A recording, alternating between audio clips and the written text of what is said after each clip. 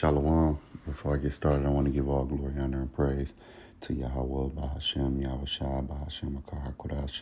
Double honors to the apostles and the elders at GMS. Peace, honor, and respect to you, brothers that's out there laboring, edifying, rightly dividing the word in truth and sincerity. Shalom to you, believers out there, the Aki and Wa'akwath. And what I wanted to get into is, I was just reading Psalms 92. I was watching a brother lesson. And I was just trying to find something, a lesson, some days it's harder than others to come up with something. So, I was reading Psalms 92. I had a thought in my mind earlier about a lesson, about kind of like, hey, man, we're going to get everything we want in the kingdom. I had a couple scriptures in mind, and then I had,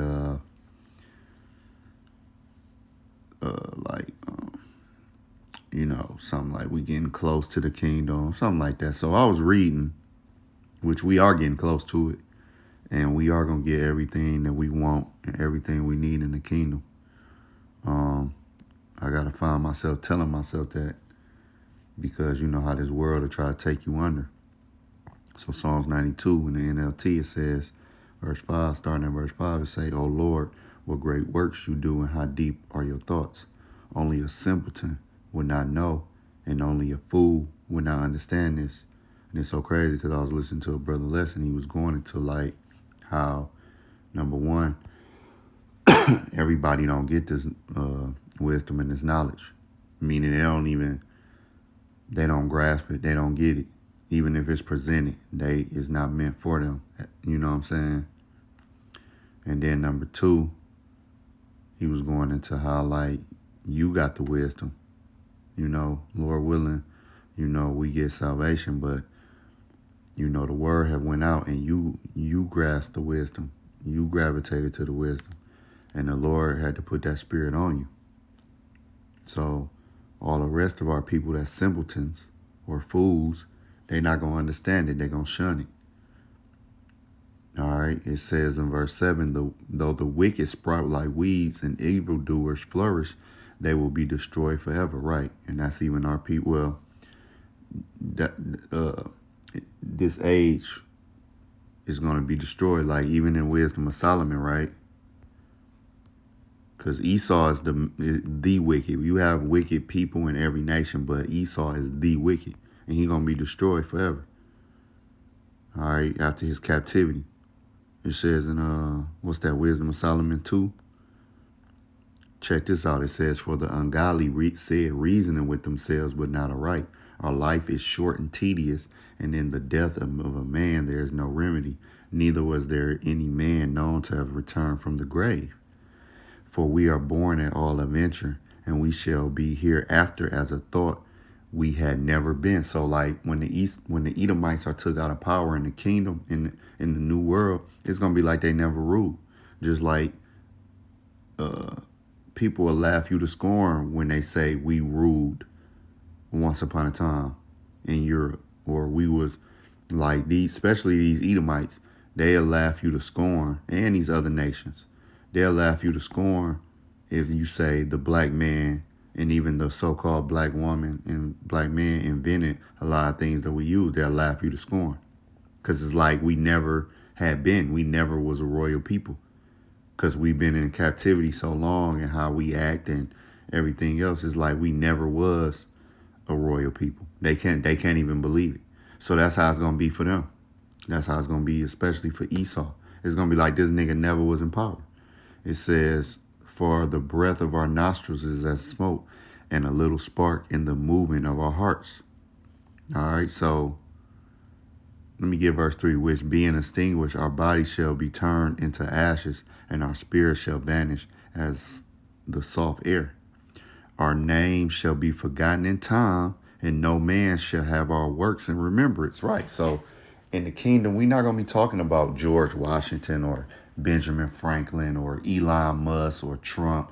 They going to be slaves. They going to be nobodies. It's going to be laughable to even think about Edomites ever being in power. Just like now, again, if you say, man, the black man invented this, or the black woman invented, that, it's laughable, especially to these Edomites. these damn hunkies, these peckerwoods. All right. So that's all I wanted on that. So, and then let me get verse 7 again. It says, though the wicked sprout like weeds and evildoers flourish, they will be destroyed forever. Even like when you go to, what's that? Is that in Job? I believe that's in Job.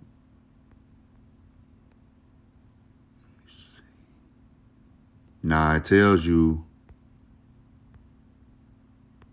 in Job, what's that? What's that?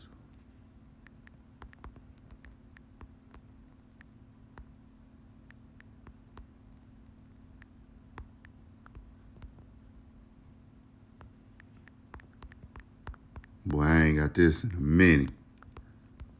I used to get it all the time. Yup, Job 20:5, it says what?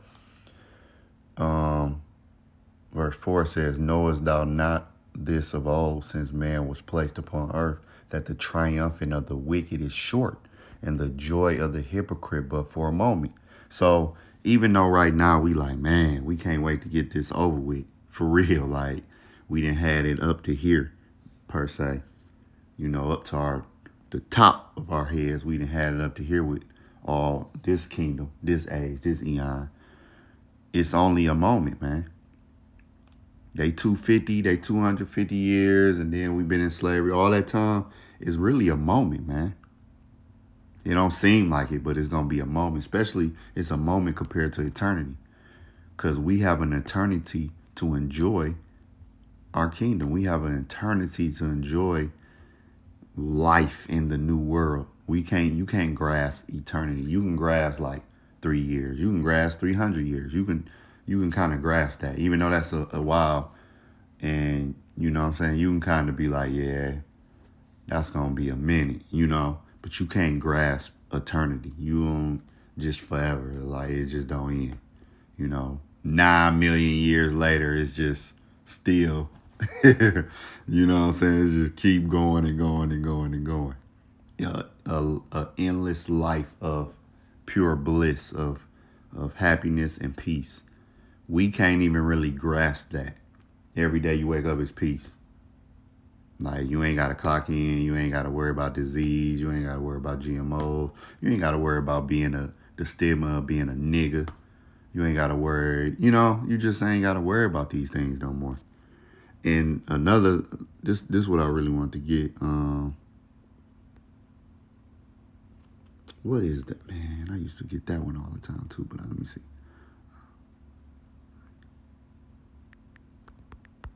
I know I'm going to be able to get it though.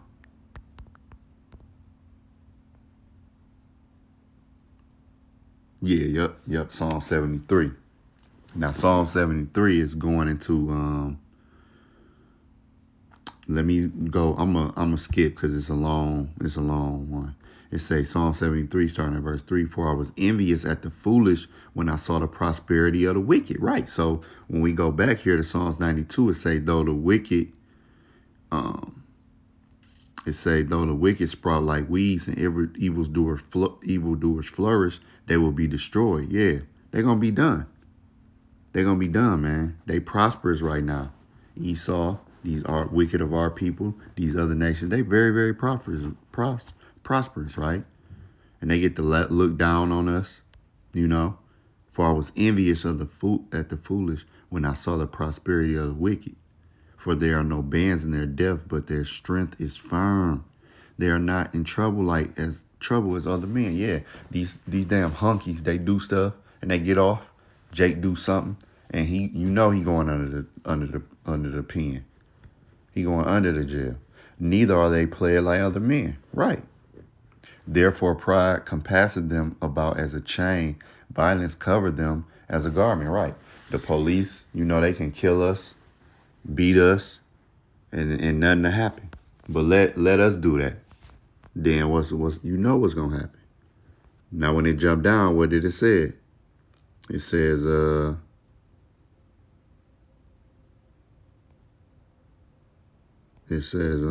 hold on. It It says what? Verse 16, when I thought to know this, it was too painful for me. All it is, like, when you think about all that we've been through and how these Edomites still, with their little dumb white smiles, and these other nations come over here, they look down on you, they able to get loans and set up shop in our neighborhoods because we under the curses and look down on you. It's very, very painful, especially coming into the knowledge. It's even worse. But verse 17 say what? Until I went into the sanctuary of the Most High, then understood I their end. So we understood that we understand their end. And that give us pleasure. We already know this is temporal. We already know that the roles going to get reversed and they going to pay back double. Surely thou didst set them in slippery places. Thou cast them down into destruction. See? So we already know Esau and these other nations basically is set for destruction. It's gonna be done. That's why I'm gonna go back to Psalms, but let me hit this. Let me hit these points. All right. That's why what's that? Revelation. That's why when you go here in Revelation 18, it says what? It says, verse 9, and the kings of the earth who have committed fornication and lived deliciously with her, all of these other nations that live deliciously with Babylon the Great, aka America, shall bewail her and lament for her when they shall see the smoke of her burning. Yeah, no more money. They ain't gonna be able to hop no more money. Standing afar off for the fear of her torment, saying, alas, alas, that great city, Babylon, that mighty city, for in 1 hour is thy judgment come. Right, we already know the end. That's why it's still painful, but we get a lighter load, per se, when we think about this bitch coming to an end, man. And the merchants of the earth shall weep and mourn over her, for no man buyeth their merchandise anymore. Yeah, it ain't gonna be no more trade. It ain't gonna be no more living deliciously. That's gonna be their end. The merchandise of gold, silver, and precious stones, and of pearl, and fine linen, and purple, and silk, and scarlet, and all thine wood, and all manner vessels of ivory, and all manner vessels of most precious wood, and of brass, and iron, and marble, and cinnamon, and odors, and ointments, and frankincense, and wine, and oil, and fine flour, and wheat, and beasts, and sheep, and horses, and chariots, and slaves, and souls of men. All right? All that's going to be done. Done. And the fruits that thy soul lusted after are departed from thee, and all things which were dainty and goodly are departed from thee, and thou shalt find them no more at all. Right, it's going to be a wrap. Get ready to work. Get ready for slavery. All you other nations. Esau, you Ishmaelite, you so-called white people, you so-called Arabs, you so-called East Indians, you so-called Japanese, Chinese, so-called Korean. Y'all get ready to work. And it start with the elites. That's going to be the first fruits. But the rest of y'all going to be under that subjection. And it's going to be a rigorous rule. And brothers can't wait. It's saying, it says, verse 15, the merchants of these things which were made rich by her shall stand afar off for the fear of her torment, weeping and wailing. That's what's going to be the end. Weeping and wailing. So now back in Psalms 92, it says in verse 8, but you, O Lord, will be exalted forever. Your enemies, Lord, will surely perish. All evildoers will be scattered. But you have made me as strong as a wild ox. You have anointed me with the finest oil. My eyes have seen the downfall of my enemies, and what the scriptures tell us. And we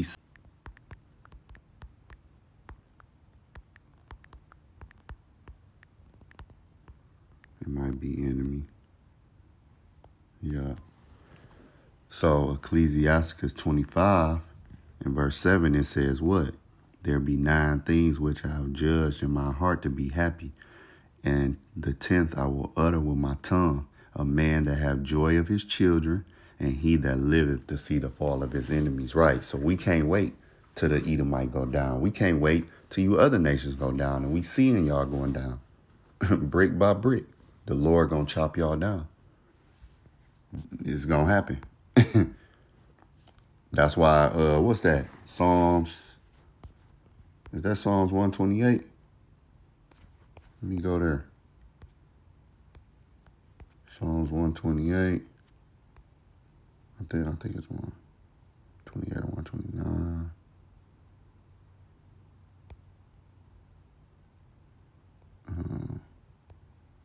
My bad. No, that's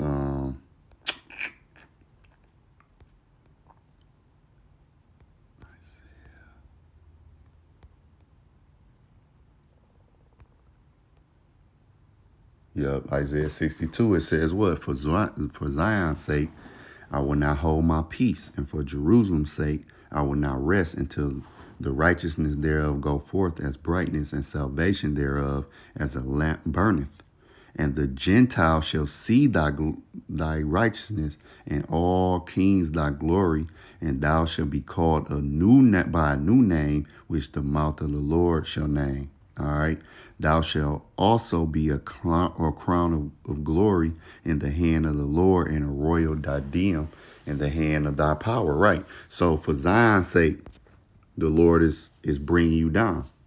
All right. The Edomites only had a certain time to rule, down to the millisecond. Now back in Psalms 92, it says what? Because we see in the fall of our enemies, it says, my ears have heard the defeat of my wicked opponents, but the godly will flourish like palm trees and grow strong like the cedars of Lebanon. For they are transplanted to the Lord's own house. And then it just say what? It said the Lord is what? Gonna give us a crown of glory, a royal diadem. All right. And even when you go to what's that, 61? Or that might be 60. Let me see.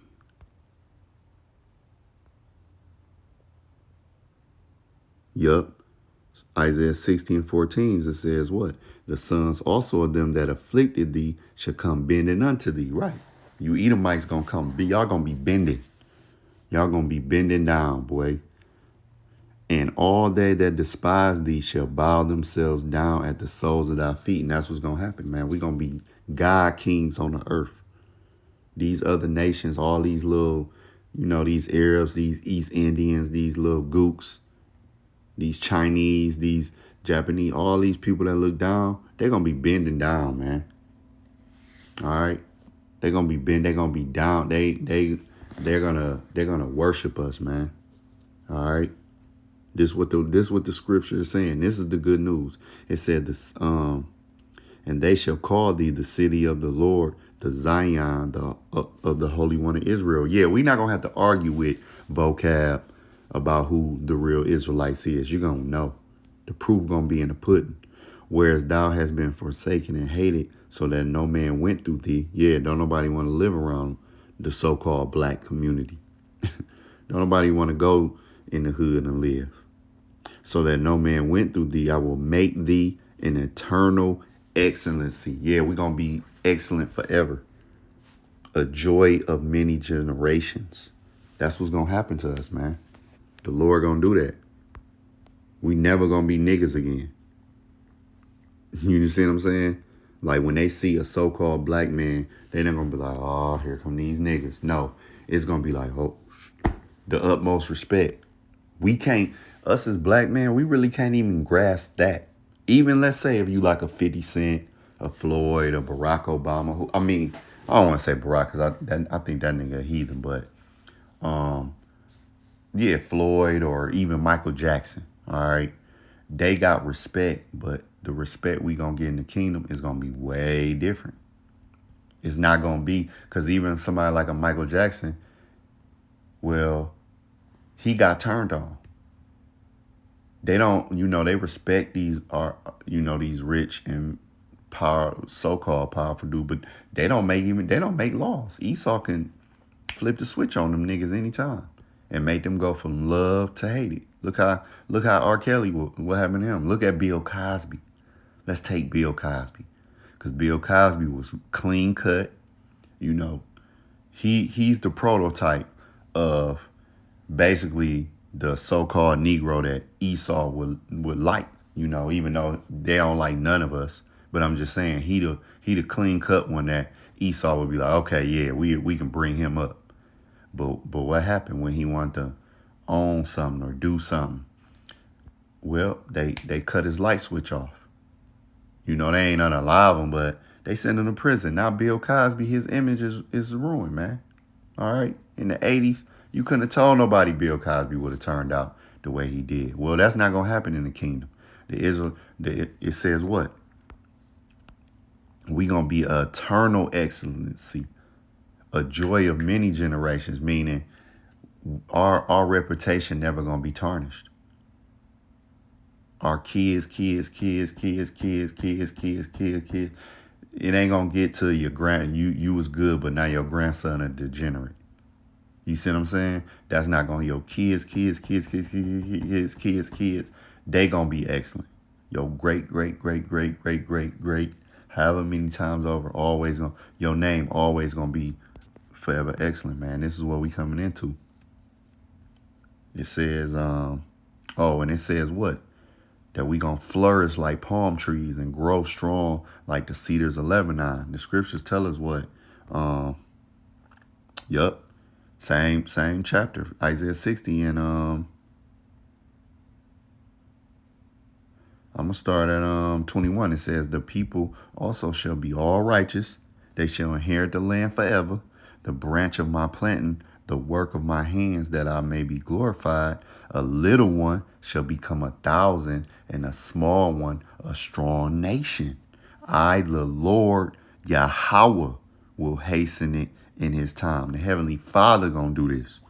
All right. So it's a green light. Nothing can stop it. Esau with his damn dumbass technology and, I can do this. I can create immortality, and talking about 2050 and 2061 and 100 years. Man, that shit, he might as well cut all that shit. All right. Because that ain't happening, bro. You ain't going to 2050. You ain't going to 2075. You ain't going to rule. You going to go into captivity and be eradicated.